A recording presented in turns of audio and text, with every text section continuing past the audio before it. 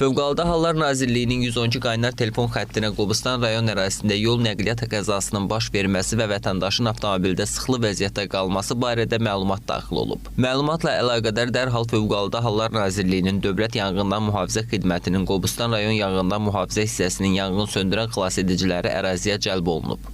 Hadisə yerində əməliyyat şəraiti qiymətləndirilərkən müəyyən olunub ki, Foton markalı yük avtomobili ilə Chevrolet markalı minik avtomobilinin toqquşması nəticəsində yol qəza hadisəsi baş verib. Foton markalı yük avtomobili yolun kənarına aşaraq sürücü deformasiyaya uğramış nəqliyyat vasitəsində sıxılı vəziyyətdə qalıb. Yanğın söndürən xilasedicilər avtomobildə sıxılı vəziyyətdə qalan sürücü 1989-cu il təvəllüdlü Abdülkərimov Zirəddin Azər oğlunu xüsusi vasitələrin köməyi ilə xilas edərək təcili tibbi yardım briqadasına təhvil veriblər. Hadisə ilə əlaqədar müvafiq qurumlar tərəfindən təhqiqat aparılır.